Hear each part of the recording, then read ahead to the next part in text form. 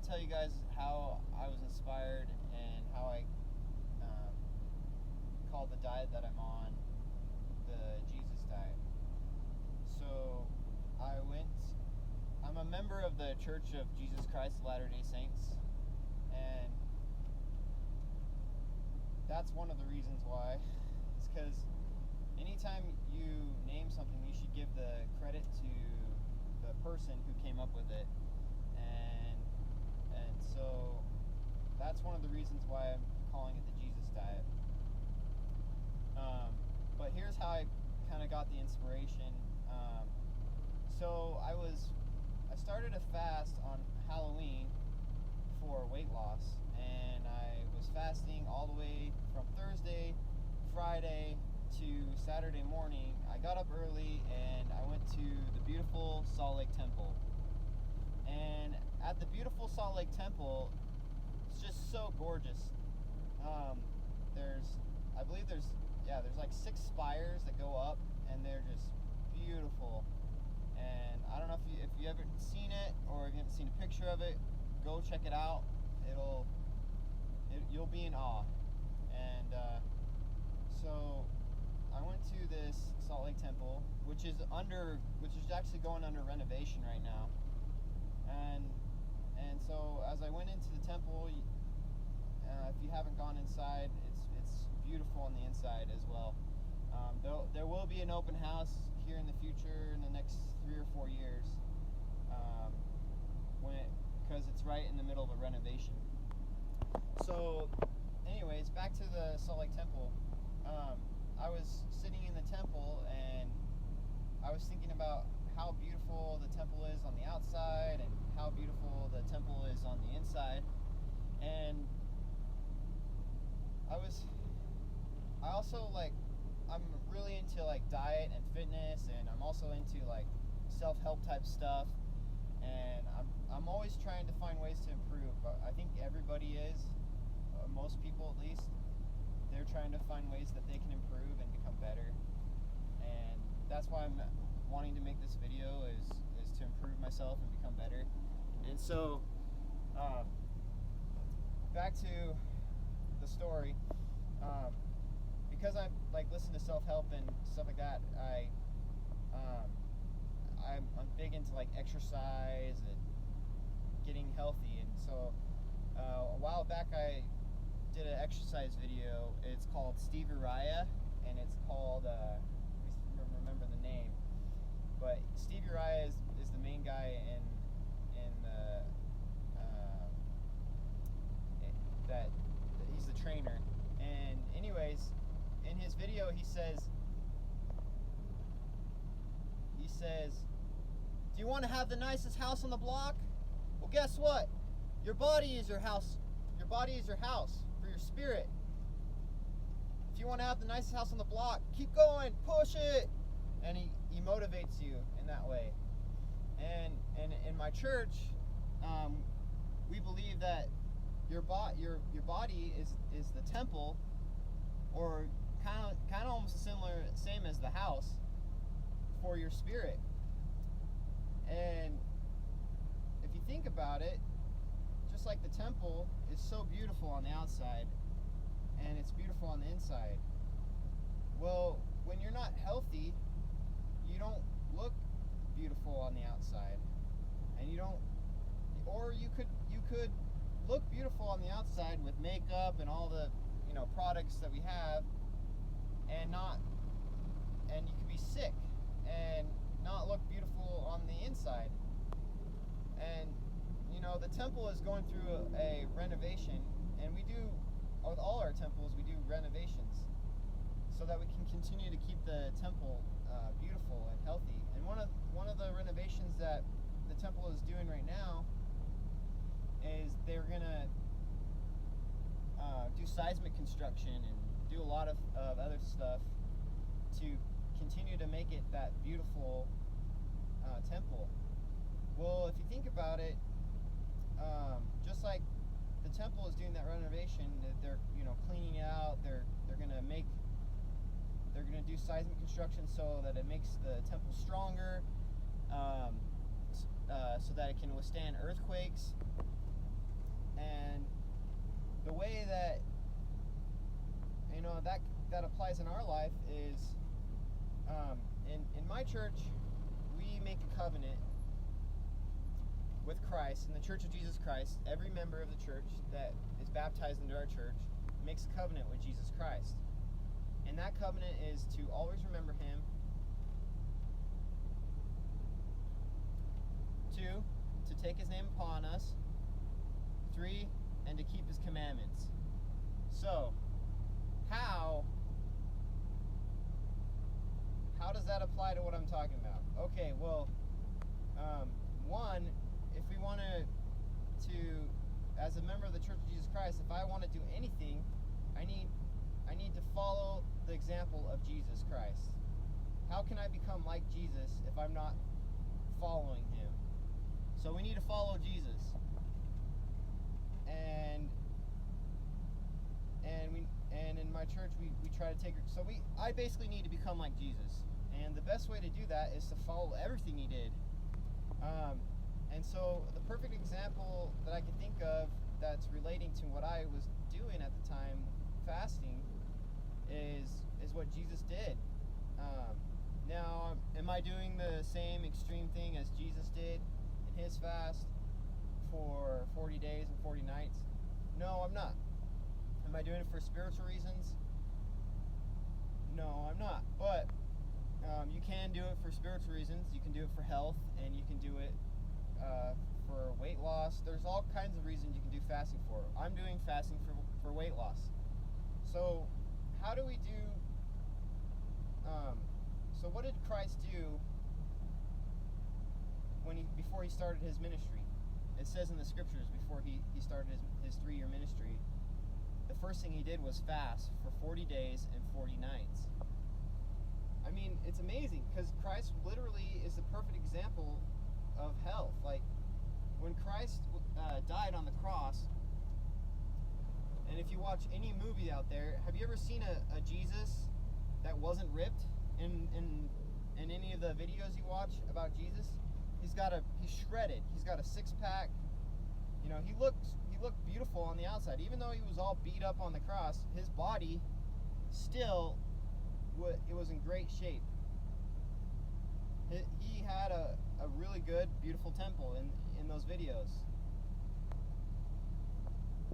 So, I mean, do we really know what Jesus looked like? Well, not exactly, but if you think about people that fast, a lot of the people that I know that fast, like other religions, Muslims, some of my friends that I know that do Ramadan, that fast, they fast for a whole month, and they only eat one meal in a day, and they don't do a wet fast, they do a dry fast, and they don't eat a meal. And so basically they're fasting all day until night. And a lot of my friends one of my friends that he does play soccer too, so I mean he does exercise, and that's a huge factor.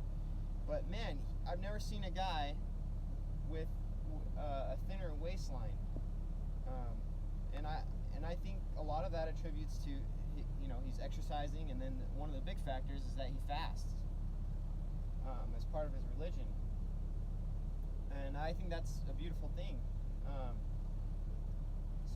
Anyways, I'm getting off track about how I came up with the Jesus diet, or how I was inspired to call it the Jesus diet. But anyways, so Jesus, he's the perfect example. He's the God of the Old Testament, and he's also the God of the New Testament. And he's also the God of the Book of Mormon and the Doctrine and Covenants, the Pearl of Great Price. He's the God of all those books. He's the God of living prophets today. And one of those living prophets is Joseph Smith. And he prayed to Heavenly Father in Christ's name and received revelation from Jesus. And that revelation is in the Doctrine and Covenants, section 89. In section 89 of the Doctrine and Covenants, it talks about fasting in a form. It talks about famine, Well, guess what? When you're in a famine, it's a lot like fasting. So it talks about eating meat as well.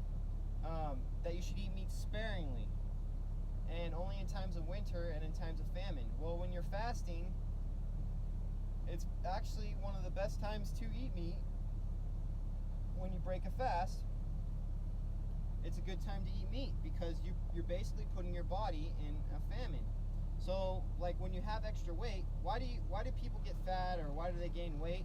Well, the reason why they gain weight is because they're preparing for a famine.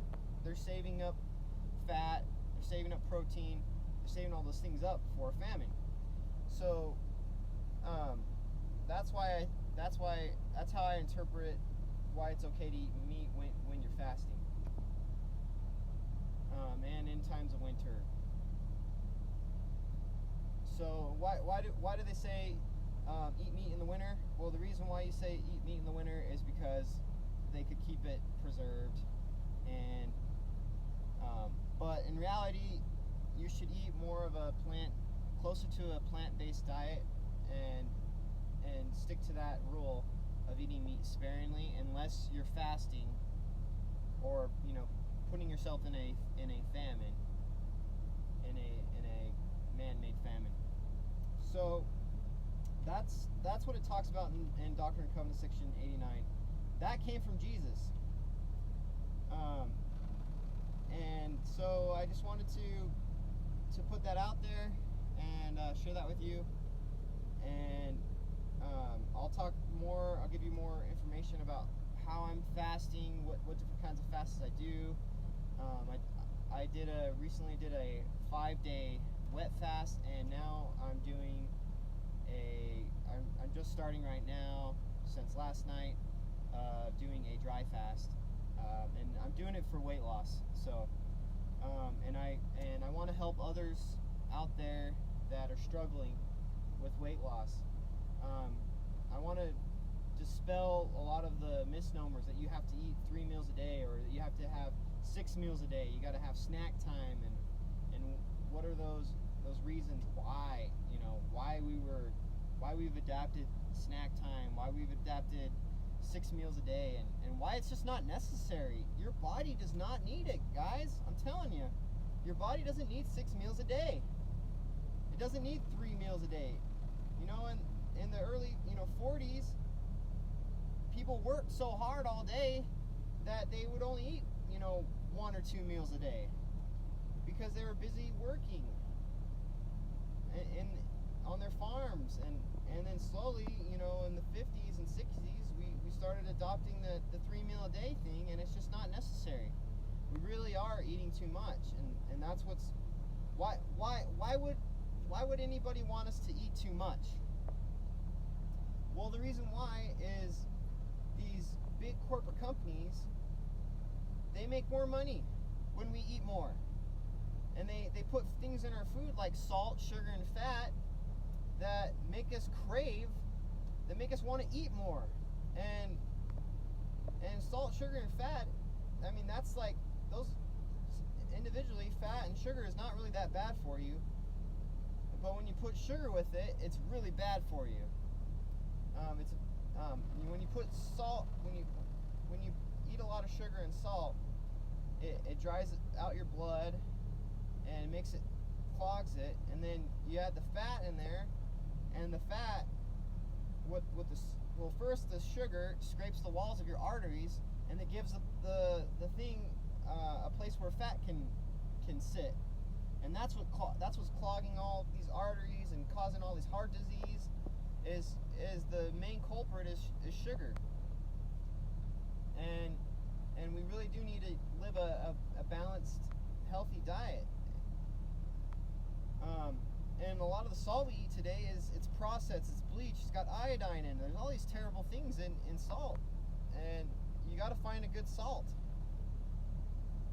And is sugar bad? No, but they take it and they process it and they turn it into something bad. And they strip all the fibers from it. They do it with bread. Basically, they put things in it like high fructose corn syrup. And if you think about bread, it's wheat. Well, wheat, it's fine, it's got fiber, but they strip the fiber from it, and then they basically, take the middle of it, and that's what they make the flour out of. It's called the cream of the crop, basically. And that's basically the sugar, which is in wheat, and that's what they make the bread out of. So, we need to realize that we don't need all the sugar, and it's okay to miss a meal or two. Sometimes it's okay to miss like a couple days of meals, and depending on your body type, if you've been building for a famine and you're really heavy and you got a lot of fat, well, guess what? It's time for you to go on to put yourself in a famine and fast, because you've been preparing for a famine. You've been storing all this food. You got food storage all on your body, and you need to let it go. And the way and the thing is, it's really hard on your body when you're heavy, when you have a lot of weight. Your knees hurt, your shins hurt. That's one of the reasons why I do these fasts and I'm into my health and diet, is because, man, I want to be able to run faster. I want to be able to do more pull-ups and more push-ups, because I want to have a lighter body. I don't want all this fat, pulling me down. And one of the ways you can do that is by fasting, so your knees don't hurt, and it's causing all these back pain and all this other problems. And we just need to let it go, and the way we let it go is by fasting, is by putting ourselves in a famine. So I want to keep talking more and more about this. I'm still learning more about this, and I'm gonna teach you guys as I learn more and more about this, and how what the benefits are of doing the Jesus diet. And I just want to help more and more people out there. I want to help them realize that there is a law of health, and we need to follow it.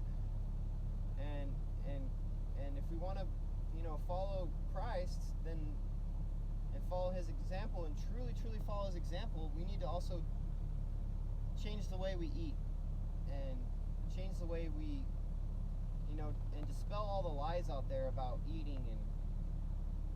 And so I just want to get out to the truth and tell you the truth about food and about your body. And now, there's going to be some people that are going to have a hard time fasting, like type 1 diabetes. That's going to be really hard for you to fast. Type 2 diabetes is, even people that have type 2 diabetes can fast, or people that are missing organs. There's going to be exceptions to the rule, but if you have faith, you can find a way to fast, and even with missing organs and all that, you can find a way to fast in your own way that's healthy for you. Now, I'm not a doctor or anything like that, so make sure you talk to your doctor about this stuff, and they'll give you good advice. And if you think about it, even doctors put people through a lot of fasting when they go in the hospital. But they do give them fluids, and that's how they keep them going for long periods of time. Is they give them water through an IV, saline, which is, it's got sodium and potassium in it, and they give them those things, and they almost come out of there feeling pretty good, because they've been fasting and they've only been getting water in their system. Well, if you think about it, you can do that yourself when you do a fast, and that's what's called a wet fast. So I just want to keep talking about this, and keep getting the word out there about fasting, and dispel the lies that conspiring men have put out there, so they can make more money, and and just kind of get it out there that we don't need as much food as we're taking in. So thanks for listening, and subscribe and like this video, please, so you can support me in supporting and helping others with weight loss, and I'd really much appreciate that. Thank you. Bye.